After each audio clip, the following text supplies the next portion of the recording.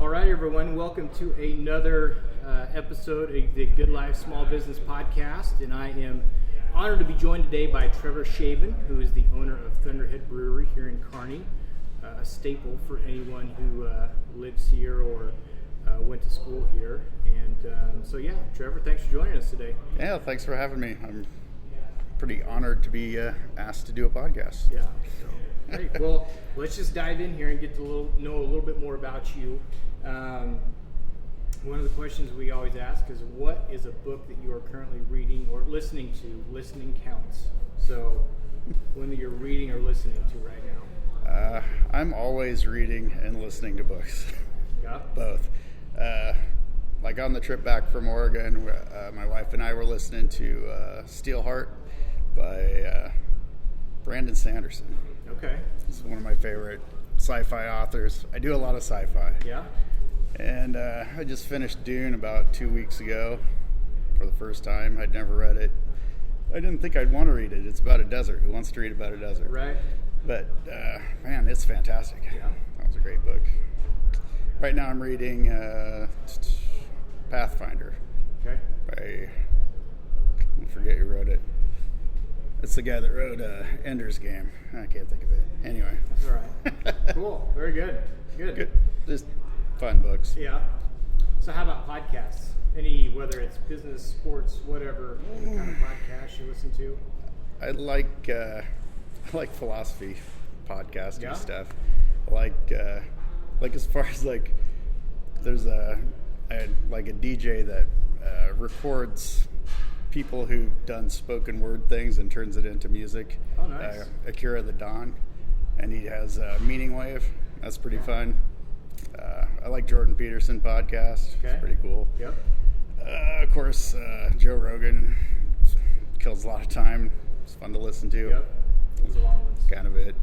Interesting. Those types of things. There's probably 50 of them I listen to. Yeah.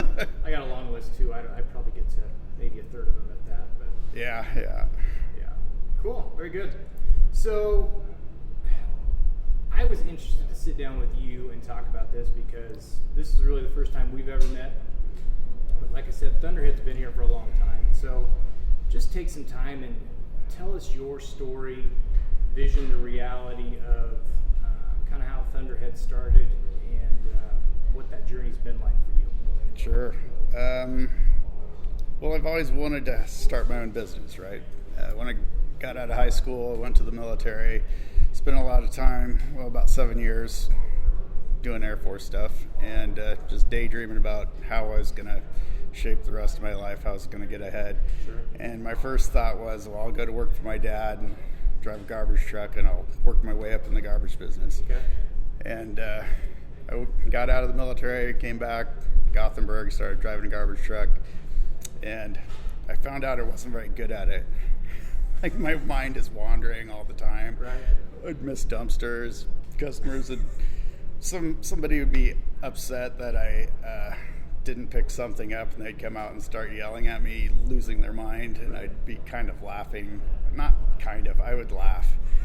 Because I'd just come out of a very intense situation in the military where it wasn't life and death very often, but sometimes it was, and everything was very serious.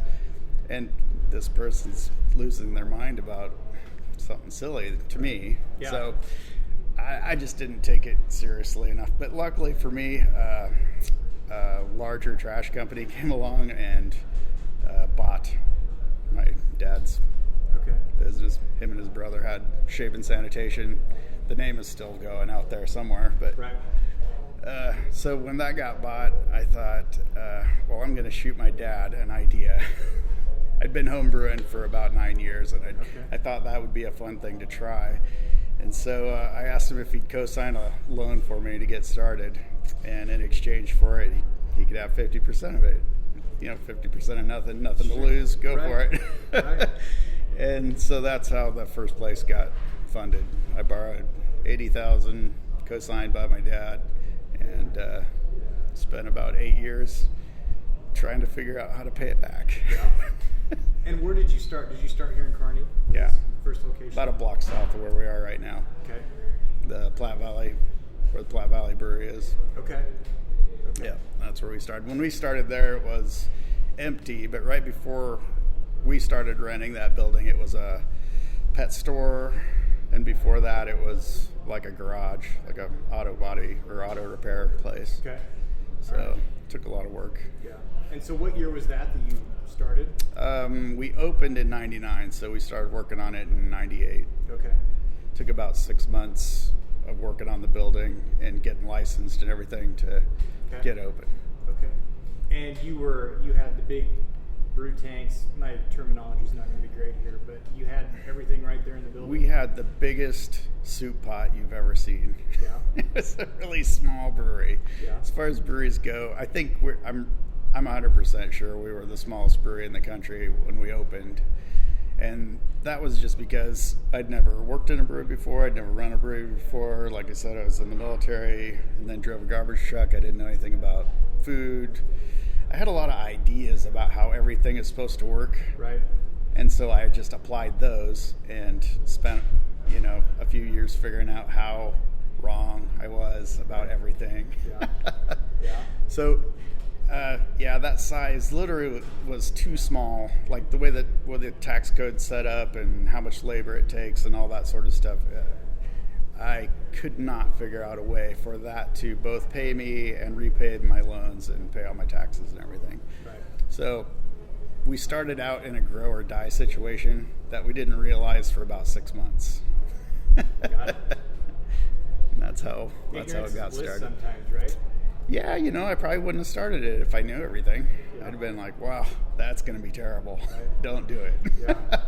So when I called Trevor to set this up, I said, you guys have been brewing beer before it was cool. Now there's breweries all over. People are doing microbrews and things like that. But when you got started, it wasn't as big of a thing as it is right now. Sure. And so you said you've done it in the past, and you're just like, well, I think I can make a go of this. Did you start out with, as far as a restaurant with food and things like that, or was it just a brewery? Oh, no, it was just a brewery. We had seating for 8. We were brewing 31-gallon batches, which is like 2 kegs. Okay. It takes about 16 hours of labor to do a batch. So, I don't know. Now looking back on it, it's kind of obvious to me. But, yeah, that's how that started. And there was no restaurant or anything. The restaurant and the brewery function as way more different entities than you would think. You would think they're both kind of making food, sort of.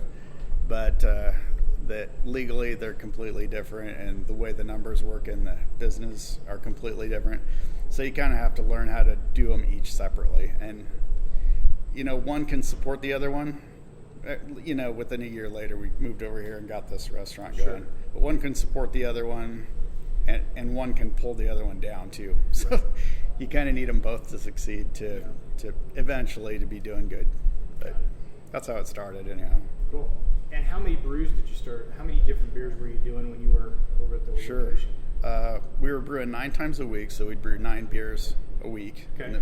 And I didn't make the same beer. I may have made the same type of beer, but I didn't make the same recipe twice for 6 months. And during that period, I was having a problem with yeast. I didn't know it was a yeast problem. I thought it was a bacterial problem, where I ended up dumping in about 56 batches in that first 6 months, during a time when you couldn't afford to dump one. But I knew that if I couldn't afford to dump one and it had a defect, then I really, really couldn't afford to serve it. Right. Yeah. So yeah. we just bit the bullet. And there for a while, we were dumping like 4 batches a week. Really? Maybe 5. It was terrible. But got it figured out. It ended up being a simple thing. Of course, I'd try to fix it every week. I'd think I figured out what was causing the problem. And I'd replace that or change a process and change the way I was doing a thing. And the next week, one day I'd walk in the building and I'd take 1 foot in the building and I could smell the thing. It was autolyzed yeast, which if I'd have known it was autolyzed yeast, that'd have got me in the right direction. But I thought it was some kind of bacterial infection because I'm brewing beer in an alley and there's, controls were not awesome. Sure. But I forgot what the question was. Yeah, no, that's Got good. off on a That's good. tangent there. Live and learn. So you've been doing this for a while. What's your favorite part about being a small business owner? I like deciding how things are going to work. I screw stuff up as much as everybody else does, but to me, it's a lot more annoying when someone else is screwing something up and I can kind of see it and like, we shouldn't do it that way. And then at the other hand, it's kind of nice when you're not responsible for screwing it up if you are an employee, you know. Right. But I don't mind taking the responsibility, and if it's a mistake, I'll spend the money and fix it or whatever. But I like being in control of it, I guess. Yeah. Very cool. So is this what you thought it would be when you got started? When you had the guts to ask your dad for co-sign on a loan and get started? I was 90% sure that within 10 years I would have displaced Anheuser-Busch as the king of beers. Yeah. I just knew it was going to be a rocket ship ride to great wealth and stardom. So it's not exactly what I imagined, right? But it is pretty great. I like it.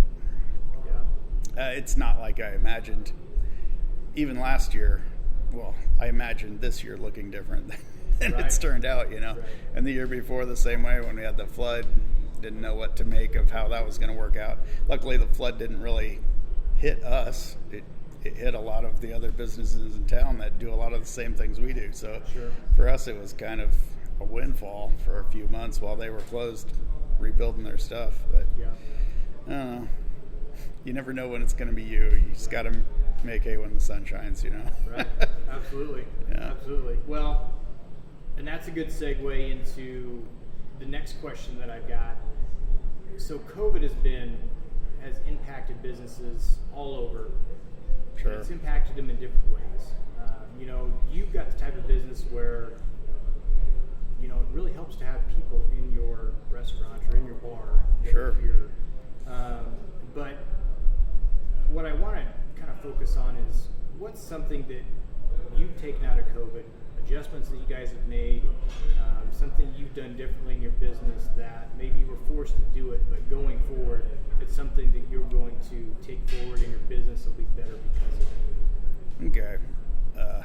Well, this is going to start out sounding like a negative thing, but it's going to turn around. Okay. All right. So, you could kind of tell for a month that things were looking bad. They were looking bad. And we just pretty much went whistling past the graveyard, like, nah, it's gonna turn around. It's gonna be fine. And then the day finally came where the directed health measures were, don't serve food, don't serve drinks in your business.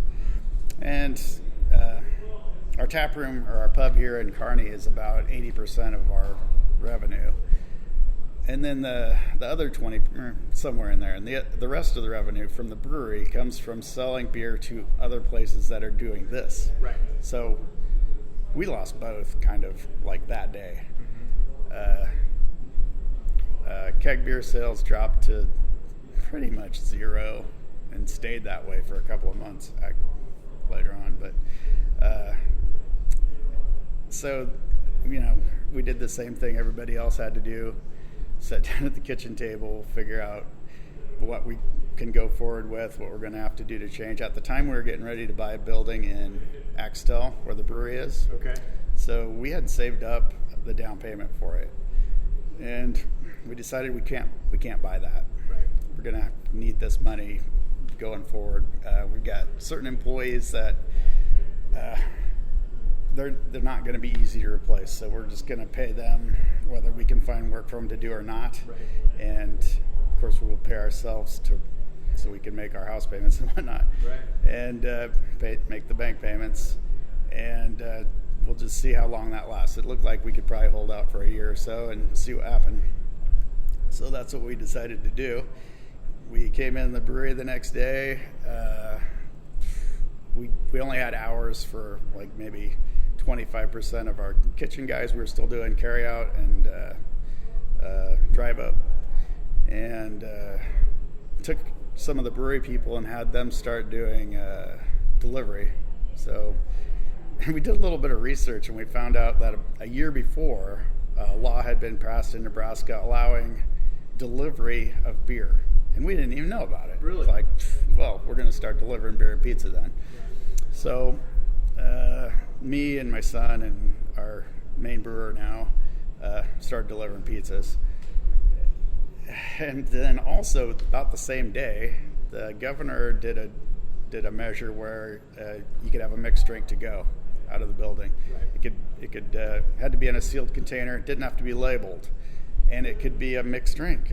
Like we'd been selling beer to go forever, but we'd also been selling a mixed drink called Thunder Punch that we'd mix up and put in kegs for about 20 years. And for 20 years, people have been asking us to buy it to go. We can never sell it to go because it's a mixed drink. Right. Well, that day we could sell it to go.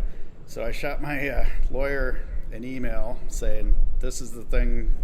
I posted or attached the thing from the governor and said, I'm reading this as I can sell Thunder Punch to go now. We're going to start doing it tomorrow. I'm not asking if you interpret it the same way. I just want you to be in the loop because we're going to do it. He's like, all right, yeah, looks good. So we did a post on Facebook, and man, it went crazy. Yeah. We got, I don't know, 100 shares. We had 50,000 views. It's like the wildly most popular thing we've ever posted. Yep. And the next day, we had a line out the door. We couldn't keep up. We rehired all the kitchen people that we had laid off the day before. Right. Got them to come back to work, and then a lot of the servers, any server or anybody who wanted to work as many hours as they wanted to work, they could work. But about half of them didn't want to come back and work, which is totally cool. You understand that. But the other half, we trained them how to bartend. We mostly trained them how to mix Thunder Punch, sell it out the door. And we sold out of. We would normally go through about 800 growlers, glass containers, in about 8 months' time, about 100 a month. And we'd get that day we went through, I don't know, 400, and the next day we went through another 400, and we were out. We went around and bought all the glass jars we could find in Kearney. Went to Menards and Walmart and got all the quart jars and brought them back and just started filling them with Thunder Punch, and we sold it as fast as we could make it. Luckily, it's basically just pop and whiskey. We make the pop for it, and so we could make a batch of it in a day. Unlike beer, where if that happened with beer, it'd take us 6-8 weeks to start catching up. With this, we could start catching up the next day. I started ordering glass. We started expediting it. Places that couldn't get us labeled growlers quick enough, we said, "Can you send us blank ones?" Like, I guess. Like, all right, send them tomorrow. We'll take them. Yeah. Then one order I did, they accidentally shipped it to the Omaha tap room, which I don't own the Omaha tap rooms, but they still have the name Thunderhead on them. So I can understand why they might have done that. But I didn't notice it until the morning we needed them. And they came in that morning, like, oh my gosh. So I hopped in my truck and drove down. So that's how that was going. And to this day, we can still sell Thunder Punch as a mixed drink to go. But after seeing how much demand there was for it, we decided that we needed to figure out a way that it wouldn't be a mixed drink, where we weren't putting somebody else's branded stuff into our branded pop and making some kind of composite brand that would be legally messy to grow, or downright illegal if the governor changed his mind, or if we wanted to sell it to a third party. If another bar wanted to sell it, we wouldn't be able to sell it to them unless we had made it all ourselves. So I knew that there was a piece of equipment out on the market that was super expensive, but it would let us make a seltzer, and decided that it was probably time to pull the trigger on that. So and that's supposed to arrive this week, so we'll see how that goes. Sweet. So is that something you would have ever done if this wouldn't happen? Maybe. It'd always been in the back of my head. I wanted to do it, but I knew that piece of equipment existed for over a year now. And I contacted them to price it, and when I saw how much it was, I thought, we'll keep mixing it. It's fine. So I probably wouldn't have. But then about the same time, maybe even a month before or a month after, I'm not sure, right in there. It was right after. It was about a week after this thing had started. I got an email from the company, and they said, would you like to rent it for a week and just see how it works? I'm like, absolutely. So I got signed up to rent it, and it took them like a month or so to send it to me. Yeah. And we got it for 5 days, and we'd scaled up so that, on day one, we had that machine running 24 hours a day. Yeah. We ran it I planned on running it for 3 straight days, and then I'd have 2 days of buffer for anything that was going wrong, because I didn't know how any of it was going to work. Sure. And it ran really smooth. It was slick. It worked way better than I thought it would. Yeah. It was our first attempt at making a seltzer, so it wasn't exactly like I wanted, but it was a hell of a lot closer than I envisioned that it was going to be. Right. And I thought if we could sell all of that, we made 3,000 gallons of it. So I figured if we could sell all of it in 5 or 6 weeks, then it'd be a success. And it ended up being about 30,000 cans. We canned it, and we sold it at our tap rooms in Omaha and here. And then a bunch of retailers wanted to pick it up, so we sent it to them, and we had all of it spoken for or out of the building within 10 days. Like, okay, we're gonna do this. Right. And so that turned into that. Yeah. And also, we're not doing pizza delivery anymore because we all went back to work. Right. But and you can't really hire somebody to do it because we don't do enough of it. Yeah. But I think it is probably the future. I think it's going to happen. Now we know how it works. The money mechanisms of how to have it be profitable. And so, like, when the time comes to start doing delivery again, I think it'll be, I don't know, it's less daunting, less scary, easier to get into. Right. Kind of have an idea what's going on. Yeah, it's like a good idea in your back pocket. Sure. Yeah. Awesome. So, going off of that too, and this in more, not necessarily maybe COVID related, but in a general sense, how important is it as a small business owner to be flexible and to be willing to change and to be willing to adapt to whether it's a new service, a new product, financial situations? How important is that to be willing to change and able to make those changes when you need to? Well, if you're not a legacy business, then that's your whole job. That's because every day you're throwing spaghetti against the wall. Yeah. And you can't spend too much money on any one of those strands. but when one sticks, you double down on it, and then maybe double down on it again in a slightly different way and see if that's better, But you don't ever want to try something where when it doesn't work, because it's not going to work statistically, that it wipes out everything. So right. you just do a little here and there, and when you get something, you go hard in that direction. Right. Awesome. So someone's coming to you and they say, Trevor, thinking about starting a small business, whether it's no matter what it is, they're starting a small business. What advice would you give to them of, okay, here's maybe something you should think about first, or here's my advice to you as you're getting into this? Get an accountant. Don't try to do your own taxes. Yeah. I tried to do my own taxes for like the first year or so. Like, there's a lot more taxes than you think there are. Yeah. Especially if you've never been in a business, you never run a business. You would think that there's just income tax because, other than sales taxes, the stuff you're used to seeing. Right. You start running a business and you find out that there's like 10 times more taxes than you thought. And if you are unaware of one, it doesn't matter.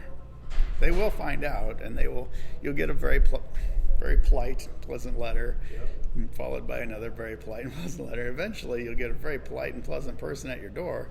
Mm-hmm. Yeah. And they can be polite and friendly because they carry a big hammer. So just do yourself a huge favor and get an accountant. Yeah. That is sound advice. You can't afford it, but you got to do it anyway. Right. Yeah. That's sound advice. When it comes to like quarterly or anything that has to do with payroll, that stuff just makes my stomach turn. I don't want to even deal with it. So when we started doing payroll 20 years ago, it was before QuickBooks or before I was aware of it. Right. And you got this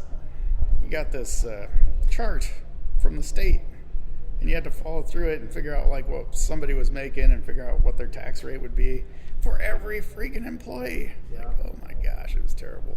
Anyway, yeah. QuickBooks is pretty good, but you're still going to need an accountant. Right. Yeah. Yeah, just get an accountant. All right. Well, I appreciate it. Is there anything that you just want to let everyone know? Things you got coming up, specials, anything that you just want to let everybody know about? Well, I think maybe not Lincoln, but we've run the rest of the entire state out of Thunder Punch. Everybody's been out for about 3 weeks now, or 4. And the Thunder Punch spigot is going to be turned wide open here about Friday, maybe Monday next week. Nice. So, Nice. Yeah, if you haven't tried Thunder Punch, try Thunder Punch. Okay. Because that spaghetti stuck to the wall. Yeah, absolutely. Hey, Trevor, I really appreciate it. Hey. Thanks a lot for your time. It was really nice talking to you. You bet.